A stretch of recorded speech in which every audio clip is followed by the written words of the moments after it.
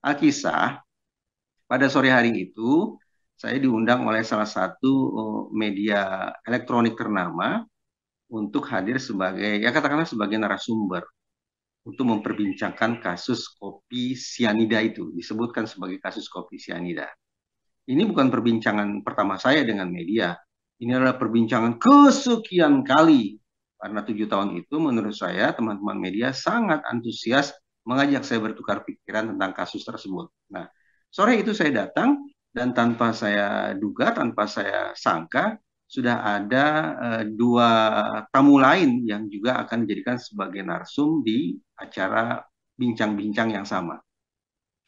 Selesai acara, selesai live, kemudian saya kembali ke ruang tunggu. Saya jalan sendiri, dan kemudian ada dua pihak lain yang juga masuk ke ruang yang sama, ditambah satu orang staf dari media tersebut. Saya lupa entah hostnya, entah guest bookernya, entah produsernya yang mengajak saya berbincang-bincang. Nah, sambil saya berbincang bersama tuan rumah, saya melihat orang di sebelah saya tiba-tiba menarik tas saya dengan cara paksa tanpa bicara babi bu sama sekali, tiba-tiba menarik. Dan ketika coba saya tahan tanpa bikin gaduh ya, saya tidak mau bikin gaduh, coba saya tahan, dia tarik lebih kencang lagi. Sembari saya terus mencoba untuk berbincang-bincang dengan pihak tuan rumah. Sekali lagi agar tidak muncul kegaduhan dan segala macam yang akan bisa kontraproduktif. Nah, eh, firasat saya mulai berjalan. Ini ada sesuatu yang tidak beres. Mengingat pihak yang menarik tas saya itu adalah pihak yang selama kasus itu berjalan memang berada pada posisi berseberangan dengan saya. Harus saya tandaskan. Posisi berseberangan bagi saya bukan karena saya punya masalah personal dengan yang bersangkutan, tapi semata-mata karena nalar keilmuan saya memandu saya untuk sampai pada sebuah titik yang secara kebetulan titik itu berseberangan dengan pihak lain.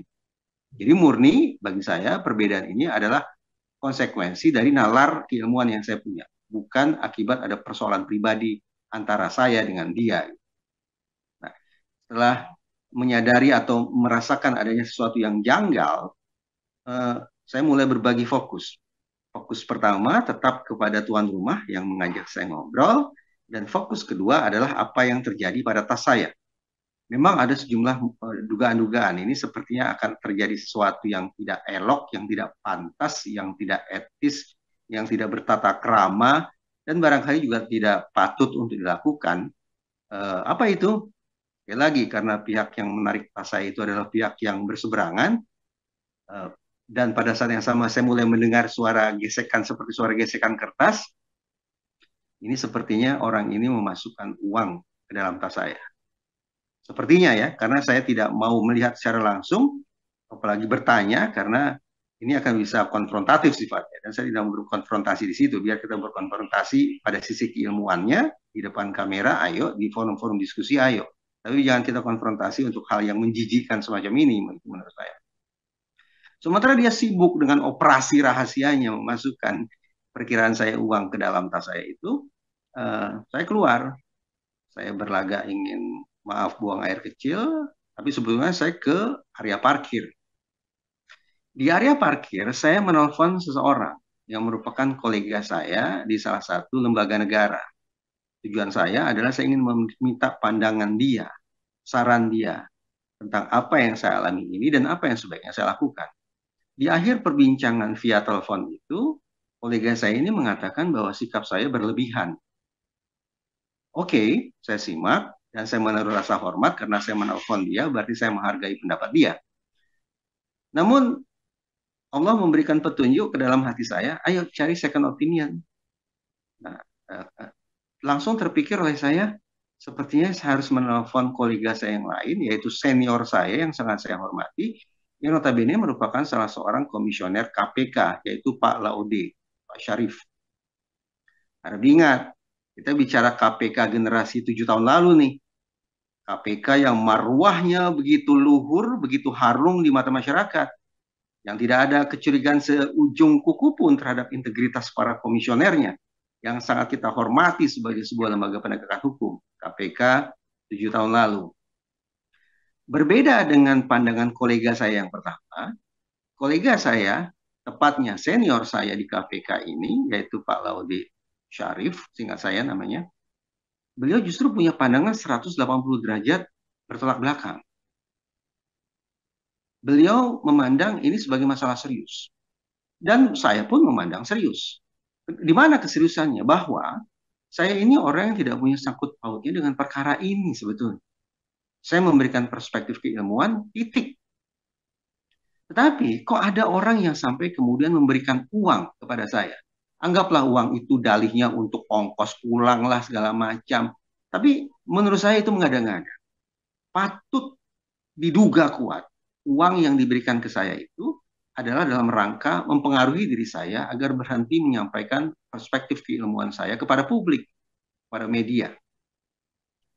Kalau saja saya yang notabene bukan siapa-siapa ternyata dikasih uang dan diduga kuat itu merupakan bentuk penyuapan untuk mempengaruhi saya agar berhenti berkata-kata, maka saya khawatir betul bahwa hal serupa secara tidak bertanggung jawab dilakukan oleh pihak yang sama kepada oknum-oknum penegakan hukum.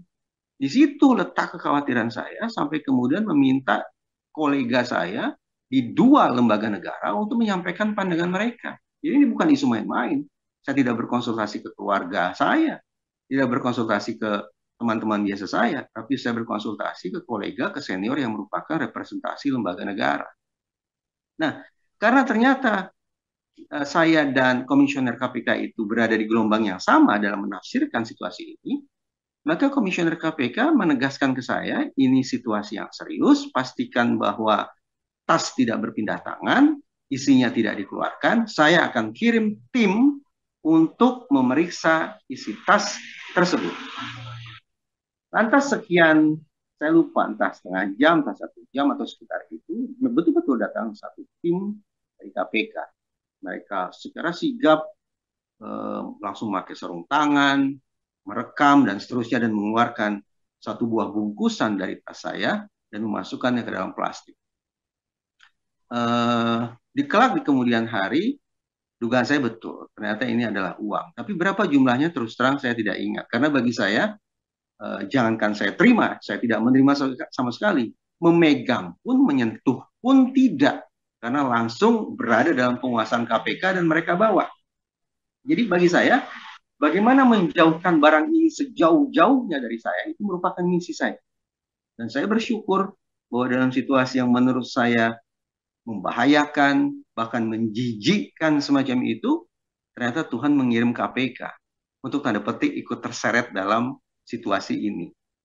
Download Tribun X sekarang, menghadirkan lokal menjadi Indonesia.